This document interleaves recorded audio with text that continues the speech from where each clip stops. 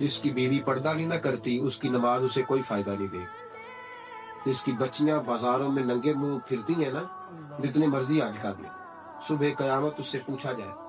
اس لیے کہ گھر میں دین نافذ کرنا بزرگ کی ذمہ داری ہے. عورتیں پردہ کریں، با پردہ رہیں. اعلیٰ حضرت فاضل بریلوی رحمۃ اللہ علیہ نے ایک پیر کو دیکھا تھا جو عورتوں کے بیچ بے پردہ بیٹھا تھا.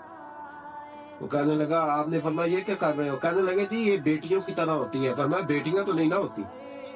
اس نے کہا جی بیٹیوں کی طرح. تو اعلیٰ حضرت فرمانے لگے نبی کی بیویوں کو قرآن نے مومنوں کی مائیں کہا ہے.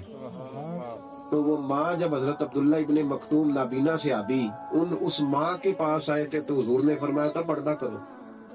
تو فرمایا جس کو قرآن نے ماں کہا ہے جب اس کا پردہ باقی ہے تو یہ تو بیٹی کی طرح ہے. یہ بے دین لوگ ہیں جو اس طرح کی چیزیں پھیلاتے ہیں. عورت کا پردہ بڑا ضروری ہے، یاد رکھو.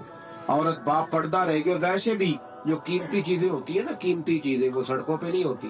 10 تولے سونا جس کے گھر میں پڑا ہو وہ چوک پہ لے کے آتا ہے. کیوں؟ قیمتی ہے.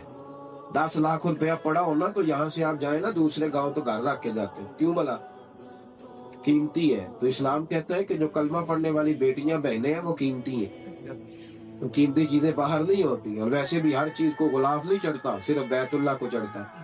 ہر کتاب کو نہیں چڑھتا، صرف قرآن پاک کو چڑھتا ہے. ہر بیوی پردہ نہیں کرتی، صرف نبی پاک کا کلمہ پڑھنے والی کرتی ہے. پردہ بڑا ضروری ہے.